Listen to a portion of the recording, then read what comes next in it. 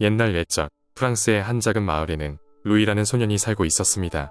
그의 가족은 여러 세대에 걸쳐 빵을 만들어 온 빵집을 운영하고 있었고 그들은 마을에서 가장 맛있는 바게트를 만드는 것으로 유명했습니다.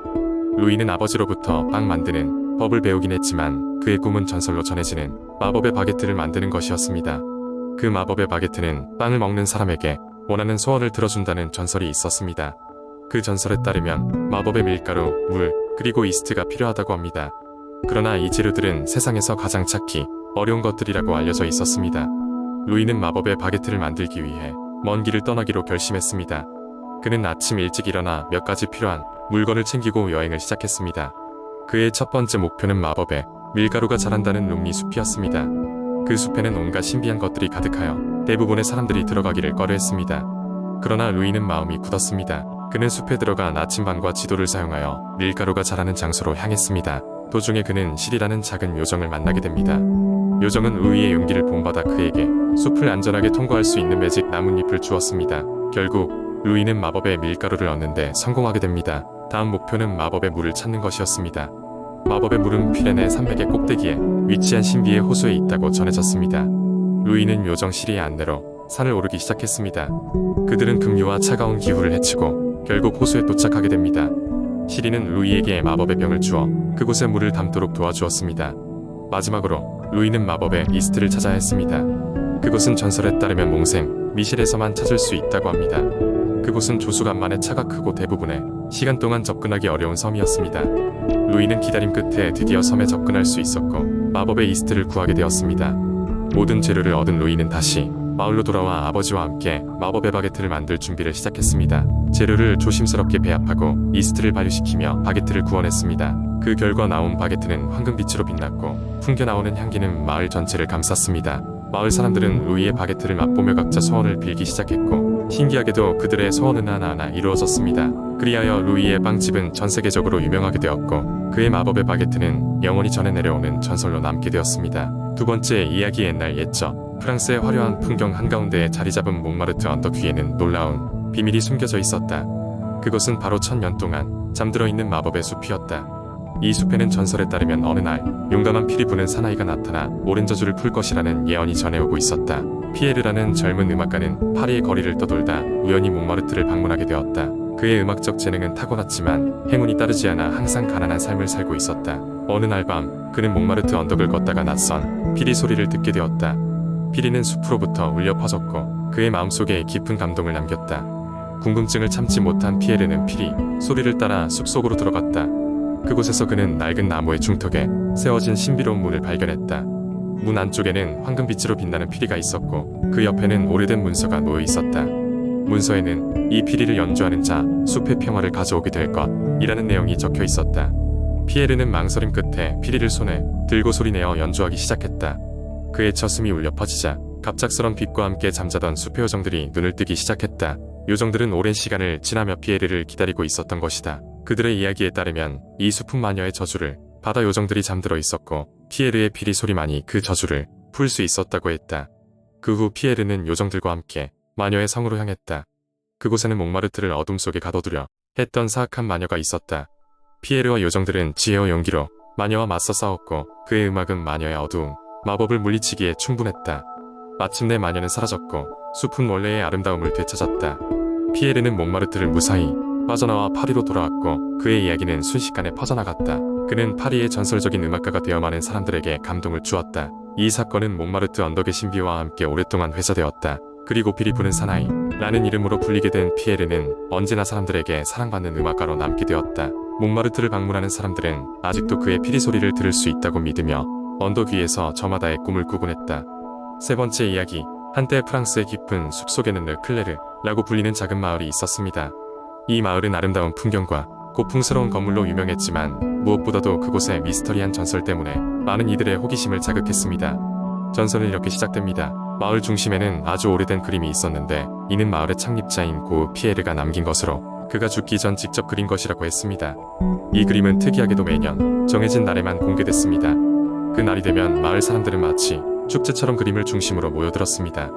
이 그림은 단순한 자연 풍경이었지만 사람들은 이 그림 속에서 화면 위로 넘실대는 나무의 그림자가 무언가 말을 건넨다고 믿었습니다. 그림 그림자 속에서는 바람의 소리 대신 사람의 목소리가 섞여 들렸습니다. 마을 사람들은 그 소리를 삶의 교훈이라고 부르며 경청했습니다. 전설에 따르면 이 그림은 고흐 피에르가 수년간의 방황 끝에 자신의 삶의 목적을 찾고 마을을 세우기로 결심했을 때 그린 것이었습니다. 그는 그림의 색상과 그림자 속에 자신이 깨달은 인생의 교훈을 담으려 했다고 전해집니다. 그가 살았던 시절 마을은 아직 작은 공동체였고 사람들은 매일같이 모여 이야기하며 웃고 울었습니다. 고흐 피에르는 이 순간들이야말로 세상의 무엇보다도 값진 것이라는 점을 얘기하고 싶었던 것이라고 합니다. 하지만 이 그림에는 숨겨진 비밀이 하나 더 있었습니다. 그것은 그림자 속에 담긴 소리 중에 고흐 피에르에게 다가올 미래를 예언하는 한 문장이 포함되어 있다는 것이었습니다. 이 예언을 듣기 위해 많은 사람들이 그림 앞에서 오랜 시간을 보냈습니다. 세월이 흐르고 여러 세대가 지나갔습니다. 마을은 점점 현대화되었고 옛날의 축제들은 사라져갔지만 이상하게도 이 그림만큼은 사라지지 않았습니다. 오히려 시간이 지남에 따라 그림과 그 속의 비밀은 더 많은 사람들에게 전해졌습니다. 그러던 어느 날 외부에서 오게 된 젊은 화가 에밀리가 그림을 보겠다고 마을에 왔습니다. 그녀는 그림의 소문을 듣고 그것을 보며 직접 느껴보고 싶었습니다. 에밀리는 그림 앞에서 오랫동안 머물며 그것을 유심히 관찰했습니다. 그리고 나서 그녀는 그림 내에서 잊혀진 색채 하나를 발견하게 됩니다. 그 색채는 마치 보이지 않는 것처럼 숨겨져 있었지만 한번 발견하니 그림의 전체적인 의미가 다르게 다가왔습니다. 에밀리는 그 색채를 통해 마을이 잃어버린 과거의 시간들을 보고 경험하게 됩니다. 그녀는 그림자를 관찰하며 고흐 피에르의 예언을 듣습니다. 예언은 단순했습니다. 우리가 함께 나눈 시간들은 이 별보다 더 길고 햇살보다 더 밝을 것이다 라는 말이었습니다. 에밀리는 이 말을 통해 마을의 역사를 다시 새기게 되고 마을 주민들에게 과거의 소중함을 전했습니다. 이후로 마을 사람들은 잊혀졌던 공동체 정신을 다시 회복하기 시작했고 그로 인해 마을은 새로운 번영을 누리게 되었습니다. 마을의 역사는 이제 옛날의 이야기가 아닌 매일이 새로운 전설이 되었습니다. 고흐 피에르의 그림과 그 그림자가 전하는 이야기는 사람들에게 끝없는 영감을 주며 그들의 마음속에 살아있습니다. 네 번째 이야기. 옛날 옛적 프랑스의 한 작은 마을에는 루이라는 호기심 많은 소년이 살고 있었습니다. 루이는 항상 새롭고 신비로운 것을 탐험하는 것을 좋아했으며 특히 그가 사는 마을 주변의 숲에 각별한 관심을 가지고 있었습니다. 그 숲은 마법의 숲이라 불렸고 이로부터 다양한 전설과 이야기들이 전해 내려오고 있었습니다. 어느 맑은 아침 루이는 모험을 떠나기로 결심했습니다. 그는 그간 수집한 여러가지 자료들과 지도를 챙기고 숲으로 들어갔습니다. 숲속은 어두웠지만 나무들 사이로 비치는 햇살과 새들의 지저김에서 어떤 신비로운 분위기가 느껴졌습니다. 루이는 숲속을 한참 탐험한 끝에 어느 낯선 길에 다다랐습니다. 그 길은 이전에 그가 본 지도에서는 찾아볼 수 없는 곳이었습니다. 루이는 망설임 없이 그 길을 따라 걷기 시작했습니다. 얼마 지나지 않아 그는 작은 연못가에 도착했습니다. 연못물은 맑고 푸른 빛을 띠고 있었으며 그 중앙에는 둥둥 떠다니는 신비한 빛이 있었습니다. 루이는 연못가에 다가가 그 빛을 자세히 살펴보았습니다. 그리고 그 순간 연못의 표면에서 수면의 움직임이 느껴졌고 루이 앞에 아름답고 커다란 백조가 나타났습니다. 백조는 인간의 목소리로 말할 수 있었으며 그의 목소리는 흡사, 노랫소리같이 아름다웠습니다.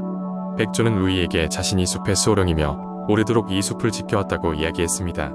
백조는 루이에게 연못의 깊은 곳에는 마법의 수정을 지키고 있는 오래된 비밀이 있다고 설명했습니다. 그 수정은 자연과 조화를 이루는 힘을 지니고 있으며 그것이 이 숲의 생명을 유지하는 원천이라고 했습니다. 그러나 최근 들어 숲의 힘이 쇠약해지고 있으며 그것으로 인해 숲에 사는 여러 동식물들이 위험에 처해 있다고 하였습니다. 루이는 이 이야기를 듣고 숲을 돕기로 결심했습니다.